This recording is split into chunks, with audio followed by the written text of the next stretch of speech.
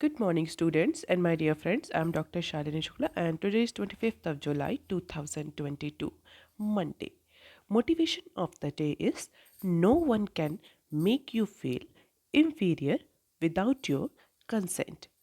In today's discussion, we are going to cover these articles. So let's start with article number 1 given on page number 1 of Business Standard. Quarter 1 early bird results shows inflation effect on profits. Financial year 23 यानी इस financial year के quarter 1 के जो कि अप्रैल से start होकर के जून में वाइंड अप होता है, इस क्वार्टर के जो अर्ली बर्ड रिजल्ट्स हैं वो पब्लिश हो चुके हैं। और इन रिजल्ट्स के अकॉर्डिंग, अर्ली बर्ड्स रिजल्ट के अकॉर्डिंग, जो कॉरपोरेट्स हैं उनकी अर्निंग में डिक्लाइन दिखने को मिल रहा है। हालांकि अगर ओवरऑल कॉरपोरेट रिवेन्यू को देखें तो इस क्वार्टर में जो कॉरपोरेट रिवेन्यू है कंपनीज का वो तो इंक्रीज हुआ है, उसमें ग्रोथ देखने को मिली है। बट जो ओवरऑल अर्निंग है, प्रॉफिट है, मार्जिन है, वो डिक्लाइन हुआ है because of the higher commodity prices and sharp inflation. तो इन्फ्लेशन की वजह से इंक्रीज्ड कमोडिटी प्राइसेस की वजह से जो कॉस्ट ऑफ प्रोडक्शन है वो बहुत हाई रही, जिसकी वजह से जो ओवरऑल मार्जिन है कंपनीज का, जो अर्निंग्स हैं वो डिक्लाइन हुई in spite of increase in a corporate revenue. और अगर सेक्टर वाइज बात करी जाए तो बैंक्स और रिलायंस इंडस्ट्री RIL जो है वो टुगेदर या कलेक्टिवली एक लार्जर पोर्शन कॉन्स्टिट्यूट करते हैं ओवरऑल इंक्रीमेंटल ग्रोथ का इन कॉरपोरेट अर्निंग्स। जो कॉरपोरेट अर्निंग्स में ग्रोथ देखने को मिल रही है उसका मेजर पोर्शन जो है वो बैंक्स और रिलायंस इंडस्ट्री में अर्निंग्स इंक्रीज होने की वजह से है। अगर दूसरी साइड IT सर्विस एक्सपोर्टर्स जैसे कि टाटा कंसल्टेंसी और माइनिंग और मेटल कंपनीज की परफॉर्मेंस को देखें तो इस सेक्टर में डिसअपॉइंटमेंट देखने को मिला। It means this particular sector, IT service exporters, minings and metal companies have not performed up to the expectation in terms of the earnings or revenue। और अगर जितनी कंपनीज ने अपने अर्ली बर्ड्स रिजल्ट डिक्लेयर किए हैं, अगर उनका collective हम कंपैरिजन करें पिछले क्वार्टर से, तो पिछले क्वार्टर की कंपैरिजन में देयर इज अ डेक्लाइन, क्योंकि कंबाइंड नेट प्रॉफिट जो 231 कंपनीज का रहा quarter one of financial year 23 में, वो पिछले क्वार्टर से यानी क्वार्टर 4 ऑफ फाइनेंशियल ईयर 22 से अप्रॉक्सीमेटली 32% तक कम रहा। तो जो ओवरऑल कंपनीज हैं इनका जो नेट प्रॉफिट है वो अप्रॉक्सीमेटली 78,825 करोड़ रहा इन क्वार्टर 1 ऑफ फाइनेंशियल ईयर 23, यानी जो अभी क्वार्टर जिसकी हम डिस्कशन कर रहे हैं, जो कि पिछले क्वार्टर यानी क्वार्टर 4 ऑफ फाइनेंशियल ईयर 22 से अप्रॉक्सीमेटली 9.2% कम रहा। This is all about net profit, and this is the lowest in 3 quarters and signaling a first contraction in corporate earnings on quarter basis after the 4 quarters of earning expansion। और जो analyst है, जो companies के analyst हैं, they were saying that this is all because of the inflation and higher commodity prices। So this is the graphical performance of the listed companies. Strong revenue growth as I discussed, but the earning has weakened because of the inflation and high cost of inputs. इसके अलावा अब चूँकि companies का जो profit margin है, उनका जो earning है वो डिक्रीज कर रहा है बिकॉज ऑफ द इन्फ्लेशन। तो उसके लिए कंपनीज जो है वो डिफरेंट स्ट्रैटेजीज अडॉप्ट कर रही हैं, जैसे कि RIL। सो ये न्यूज़ जो है वो पेज नंबर 2 पर दी हुई है, उसको भी हम यहीं कवर करेंगे। Limited refining capacity to keep margins high. So because of the falling in margin और profit, the companies are now adopting a different strategy to keep up their margins और अर्निंग्स ऑन ट्रैक, जिसको लेकर के Reliance industry ने इस year के लिए, calendar year not financial year, calendar year 22 के लिए जो रिफाइनिंग कैपेसिटीज़ हैं ग्लोबली उनको लिमिट करने का प्लान किया है, जिसकी वजह से कंपनी ऐसा एक्सपेक्ट कर रही है कि उसके जो मार्जिन्स हैं वो इम्प्रूव कर सकते हैं। क्योंकि जो क्वार्टर 1 के रिजल्ट्स आए हैं उसको देखते हुए companies will now take the different path to expand their margin in order to have the better performance in the stock market as well।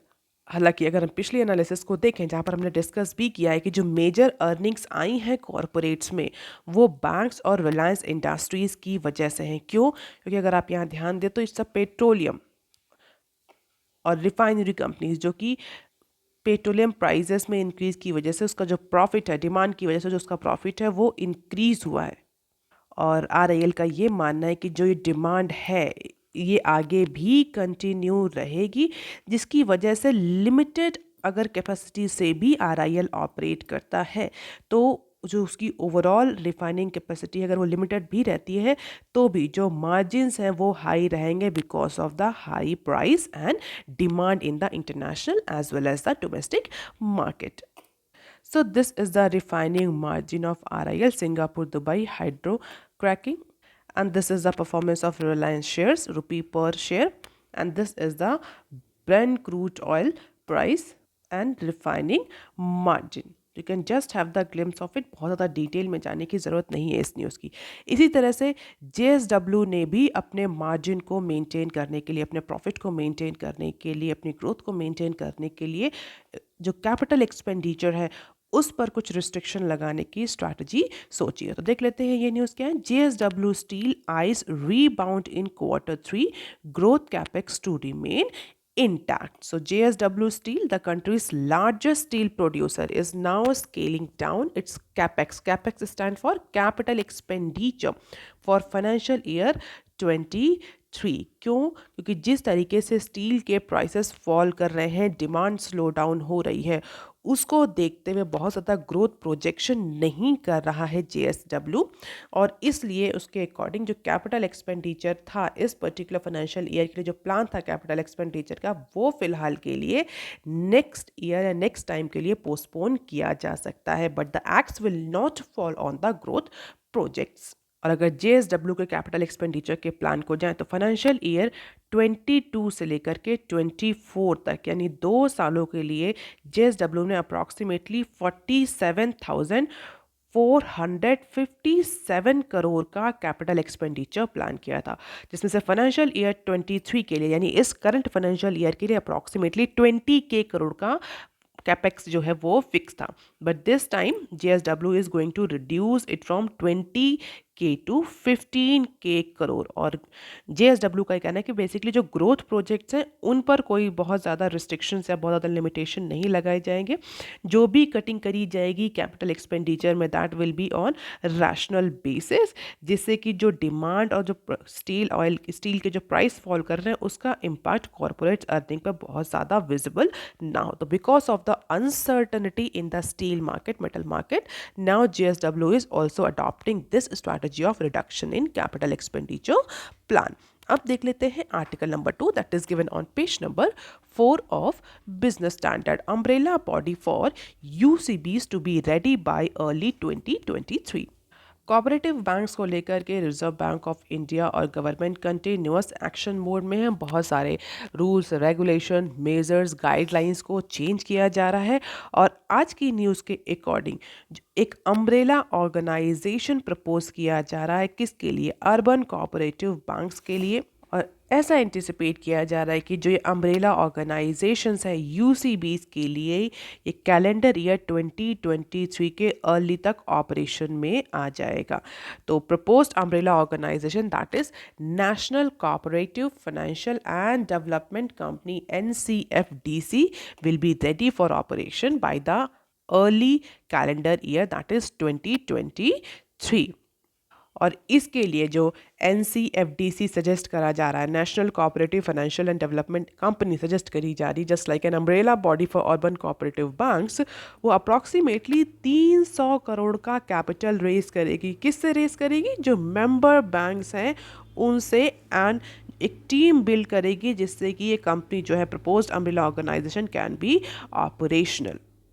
और इसको बेसिकली NBFCs के लाइसेंस के तहत ऑपरेशनल किया जाएगा after getting the commitments for equity infusion. तो जो members bank है, मेंबर्स UCBs है, इनसे ही कैपिटल इन्फ्यूज कराया जाएगा अप्रॉक्सीमेटली 300 करोड़ का, और जिसके तहत ये umbrella organisation National Cooperative Financial and Development Company जो है वो प्रपोज करी जाएगी और ये ऑपरेशनल हो जाएगी 23 तक.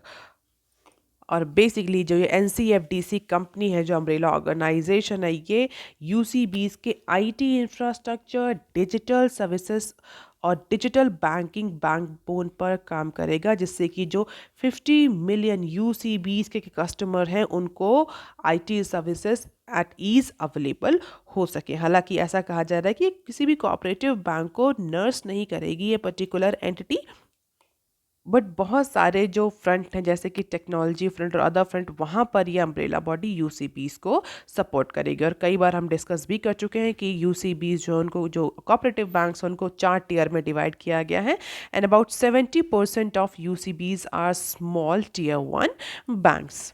और अगर 70% total urban cooperative banks tier 1 में आते हैं तो definitely they require lot of support in terms of capital, in terms of technology, और यही काम जो अम्ब्रेला ऑर्गेनाइजेशन है ये करेगा UCBs के लिए ऑन रेंट। और जो गवर्नमेंट का एम्बिशन है वो यही है कि जो कस्टमर हैं अर्बन अर्बन कोऑपरेटिव बैंक्स के, they can now access their bank accounts across 2 million customer touch points, जिससे कि जो कोऑपरेटिव बैंक्स बनाने का बेसिक पर्पस है फाइनेंशियल इंक्लूजन का, वो अचीव हो सके। क्योंकि जो अगर हम commercial bank, scheduled banks, other private sector banks की बात करें तो वो जिस पेस में बढ़ रहे हैं कोऑपरेटिव बैंक्स को भी उसी पेस में आगे लाना होगा, अदरवाइज जो पर्पस था कोऑपरेटिव बैंक्स को बनाने का वो हॉल्ट होगा। And that is why this umbrella organisation is being developed to support the UCBs on all these fronts. According to the concept note prepared for the umbrella body, about $50 billion, that is 3.9 trillion of additional financing to MSMEs and lower middle class borrowers of UCB would be facilitated by unlocking the liquidity of these UCBs. And this amount, जो ये amount है 50 billion यानी 3.9 trillion का, ये cash reserve ratio, investment into bonds for SLR and bank deposit, इन सब को भी कवर करेगा। तो UCBs के लिए, अर्बन कोऑपरेटिव बैंक्स के रिवाइवल के लिए गवर्नमेंट बहुत सारे मेजर्स ले रही है, और ऐसा एंटिसिपेट किया जा रहा है कि आगे आने वाले 2 से 3 सालों में जो अर्बन कोऑपरेटिव बैंक लैंडस्केप है that will be entirely change. अब देख लेते हैं some other news clips. New SEZ law to focus on job creation not forex. तो इस ऑन गोइंग मानसून सेशन में गवर्नमेंट देश बिल प्रेजेंट करने वाली है। आप इसका फुल फॉर्म याद रख सकते हैं, the development of enterprises and service hub देश बिल, जिसको शॉर्ट फॉर्म में देश बिल बोला जा रहा है। एंड दिस देश bill will actually replace lot of laws और lot of provisions related to existing SEZ act 2005। जो SEZ एक्ट 2005 जो बेसिकली अभी जो स्पेशल इकोनॉमिक जोन है उनको गवर्न करता है, उस एक्ट के कई सारे प्रोविजंस को चेंज करता है। तो बेसिकली SEZ में अमेंडमेंट मॉडिफिकेशन किया जा रहा है, नए गवर्निंग लॉज लाए जा रहे हैं स्पेशल इकोनॉमिक जोन को कवर करने के लिए। और ऐसा कहा जा रहा है कि जो नए लॉज लाए जा रहे हैं, नए गवर्निंग लॉज लाए जा रहे हैं, that all is set to be compliant with the WTO norms. क्योंकि SEZ को लेकर के बहुत ज़्यादा एलिगेशन इंडिया पर लगते हैं कि बहुत जो WTO के बेसिक नॉर्म्स हैं, प्रिंसिपल्स हैं, उनको वॉयलेट करती है India in these SEZ and special economic zones.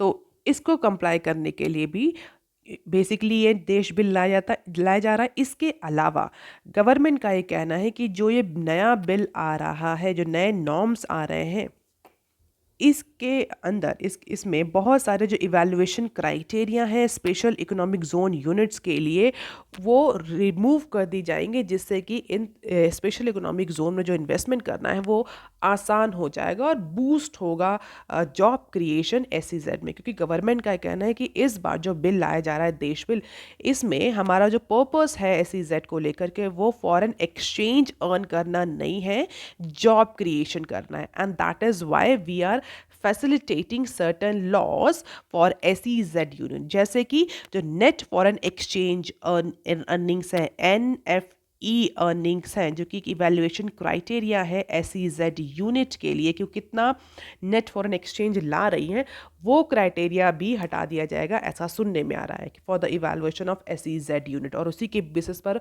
उन SEZ यूनिट्स को इंसेंटिव्स मिलते थे। तो गवर्नमेंट का ये कहना है कि इस तरह के जो क्राइटेरिया हैं ये हटाए जाएंगे, जिससे कि जो स्पेशल इकोनॉमिक जोन है वहाँ पर इन्वेस्टमेंट ज़्यादा मिले, कंपनीज़ को इन्वेस्टमेंट करना आसान हो, और अगर ज़्यादा इन्वेस्टमेंट होगा तो definitely it will leads to job creation. तो अभी गवर्नमेंट का नए देश बिल में फोकस फॉरेन एक्सचेंज ना हो करके जॉब क्रिएशन है, और इस ऑन गोइंग मानसून सेशन में गवर्नमेंट ये देश बिल लाने जा रही है।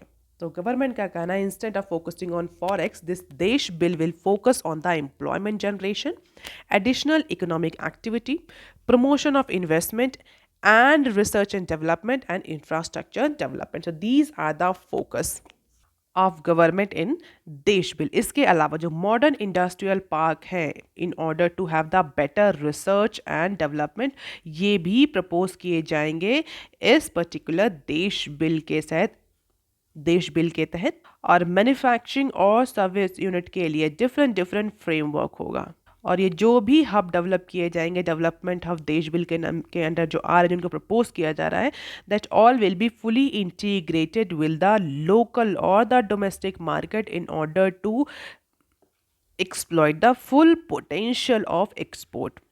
सिंगल विंडो क्लियरेंस मैकेनिज्म भी लाया जाएगा, एंड डेफिनेटली स्टेट गवर्नमेंट को ज़्यादा पार्टिसिपेशन दिया जाएगा। State governments will emerge at the key stakeholder into these development hubs. तो the development of enterprises and services hub देश bill will change this SEZ Act 2005 on many criteria. Probably government ये anticipate कर रही है कि job creation, economic activity, research and development, infrastructure development के through government may be able to have more export share into the global और international market. अब देख लेते हैं next clip. DGCA initiate 2 months audit of airlines एमिड repeated snacks. तो recently हमने बहुत ज़्यादा स्नैक्स और ग्लचेस की, टेक्निकल ग्लचेस की कंडीशंस देखी थी एयरलाइंस के केसेस में, जहाँ पर जिसकी वजह से इमरजेंसी लैंडिंग करानी पड़ी बहुत सारी एयरलाइंस को। तो अब DGCA ने उन सारी कंपनीज के लिए, एविएशन कंपनीज के लिए जिनमें ये टेक्निकल ग्लिच और स्नैक्स देखने को मिले, जिसकी वजह से इमरजेंसी लैंडिंग करानी पड़ी एविएशन कंपनीज को, उन सारी एविएशन कंपनीज में DGCA, that is Director General of Civil Aviation, has started 2 months long special audits। तो 2 महीने का स्पेशल ऑडिट उन कंपनीज के लिए DGCA ने इनिशिएट कर दिया है। DGCA इज एविएशन रेगुलेटर, और जिस तरीके से टेक्निकल ग्लिचेस और स्नैक्स देखने को मिले थे, डेफिनेटली जो पैसेंजर्स हैं उनकी सेफ्टी के लिए इट वॉज मैंडेटरी, क्योंकि कहीं ना कहीं से खबर मिली थी कि, या ये न्यूज़ प्रॉपअप हो रही थी कि जो एविएशन कंपनीज हैं ये अनक्वालिफाइड जो वर्क पर्सनल्स हैं उनको एम्प्लॉय कर रहे हैं, रिक्रूट कर रहे हैं because of the lesser cost, और जिसका इम्पैक्ट पैसेंजर की सेफ्टी पर पड़ रहा है, and that is why this special audits has been initiated. और इसका जो फोकस रहेगा वो यही रहेगा कि जो कंपनीज हैं उनके पास कितना एक्सपीरियंस्ड और सफिशिएंट मैन पावर अवेलेबल है एविएशन की सर्विसेज को कैरी आउट करने के लिए। सो लेट्स सी कि जो 2 महीने का ऑडिट है इसके बाद क्या रिजल्ट आते हैं, और कितनी एविएशन कंपनीज को गो अहेड फ्लैग देखने को मिलता है, या कितने को पेनाल्टीज फेस करनी पड़ती हैं। अब देख लेते हैं next clip. Government appoints interim head to make NLMC operational. What is NLMC? That is National Land Management Corporation। तो ये बेसिकली एक ऑर्गेनाइजेशन स्टैब्लिश किया था गवर्नमेंट ने under the department of public enterprises. किस लिए? Just to monetize the surplus land and building of public sector undertaking. So additional lands थी national monetization pipeline program के तहत कि जो एडिशनल लैंड थी, सरप्लस लैंड थी पब्लिक सेक्टर अंडरटेकिंग्स के पास, उनको पूल अप करके इस पर्टिकुलर ऑर्गेनाइजेशंस के तहत मोनेटाइज किया जाए। तो एज ऑफ नाउ तो जो NLMC है इसको ऑपरेशनल करने के लिए एज ऑफ नाउ गवर्नमेंट ने एक इंटरिम हेड जो है वो अपॉइंट किया है, जिससे कि जो पब्लिक सेक्टर अंडरटेकिंग्स हैं उनकी जो सरप्लस लैंड है उसको जल्दी से जल्दी मोनेटाइज किया जा सके। ये ऑर्गेनाइजेशन आया भी इसी पर्पस के लिए था कि जो पब्लिक सेक्टर अंडरटेकिंग्स हैं उनकी जो एडिशनल लैंड्स हैं उनको नेशनल मोनेटाइजेशन पाइपलाइन प्रोग्राम के तहत उनको मोनेटाइज किया जा सके। जो अनयूज्ड बैरन लैंड्स पड़ी हैं उनको किसी रिवेन्यू जनरेटिंग प्रोजेक्ट्स में कन्वर्ट किया जा सके, और इसी के लिए नेशनल लैंड मैनेजमेंट कॉर्पोरेशन जो है वो सेटअप किया गया था। इस न्यूज़ को कवर करने का मेरा बेसिक यही पर्पस है कि NLMC के बारे में डिस्कस करें। तो NLMC एक बेसिक कॉरपोरेशन है। पर्पस, जो सरप्लस लैंड है वो PSUs के पास, उसको प्रॉपरली मोनेटाइज किया जा सके in order to have the more revenue. तो इसके लिए अभी फिलहाल के लिए इंटरिम हेड जो है वो गवर्नमेंट ने अपॉइंट कर दिया है, जिससे कि ये जो ऑर्गेनाइजेशन है, जो कॉरपोरेशन है, ये ऑपरेशनल हो सके। इस न्यूज़ को कवर करने का बस एक यही पर्पस था कि इसके में हम NLMC के बारे में डिस्कस कर लें। और अभी के तहत जो टारगेट है गवर्नमेंट का, 9 PSUs के पास अप्रॉक्सीमेटली 3,479 एकड़ की सरप्लस लैंड जो है वो आइडेंटिफाई हुई है, जिससे कि और इसी पर्टिकुलर लैंड को मोनेटाइज करने के लिए, असेट्स को बिल्ड करने के लिए जो NLMC है ये ऑपरेशनलाइज करी गई है। And this NLMC will own, hold, manage and monetize such land and assets of PSUs that are to be closed down and surplus non-core land assets of the government-owned companies under strategic disinvestment. अब देख लेते हैं next clip. Delhi reports India's fourth case center in a huddle. So union government ने Sunday को high level review meeting रखी है। किस event के बाद? रिसेंटली नेशनल कैपिटल रीजन में, दिल्ली में 4th केस मंकी पॉक्स का देखने को मिला है। और जिस तरीके से WHO का अप्रोच है मंकी पॉक्स को लेकर के, उसको देखते हुए ये तो क्लियर है कि this particular virus or monkeypox virus is also infectious just like COVID-19 and it could be an international pandemic as declared by WHO। और उसी के बाद 4th केस जैसे ही दिल्ली में मिला, दिल्ली में एक high level meeting, review meeting रखी गई, जिसके तहत जो भी प्रिकॉशनरी मेजर्स हैं उनको लेने पर डिस्कशन हुआ। सो अब चूंकि मंकी पॉक्स का प्रेवलेंस देखने को मिल रहा है, तो if you are preparing for any exam you can prepare for monkey pox कि किस वायरस से होता है, कैसे इसका ट्रांसमिशन होता है, क्या सीवियरिटी है, क्या पॉजिटिविटी रेट है, फर्टिलिटी रेट कितना है।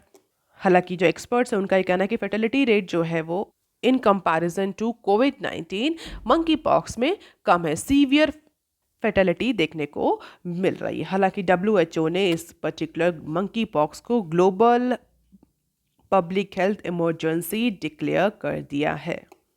अभी तक मंकी पॉक्स जो है वो 75 कंट्रीज में रिपोर्ट किया जा चुका है। अप्रॉक्सीमेटली 16,000 केसेस 75 देशों में देखने को मिल रहे हैं। और इन 16,000 केसेस में अप्रॉक्सीमेटली 5 जो डेथ हैं वो अभी तक हुई हैं because of this outbreak. India में 4 केसेस ऑलरेडी विजिबल हैं। अब देख लेते हैं next clip. China belt and road spend in Russia, Lanka falls to 0। तो चाइना का जो एम्बिशियस प्रोग्राम है, infrastructure development program, that is belt and road initiative, उसका जो इन्वेस्टमेंट है, उसमें कितना इन्वेस्टमेंट किया है इस फाइनेंशियल ईयर में, इस ईयर में, उसको लेकर के ये न्यूज़ है। और हम सभी जानते हैं श्रीलंका एक बहुत इम्पॉर्टेंट कंट्री था चाइना के इस particular belt and road initiative investment plan में। हालांकि जिस तरीके से श्रीलंका की फाइनेंशियल सिचुएशन चल रही है, इकोनॉमिक सिचुएशन चल रही है, उसके बाद से जो रिपोर्ट आ रही है उसके अकॉर्डिंग चाइना के जो belt and road initiative financing and investment है वो फर्स्ट हाफ, इस पर्टिकुलर ईयर के फर्स्ट हाफ यानी H1 में ये इन्वेस्टमेंट और ये फाइनेंसिंग जो है वो फॉल करी है।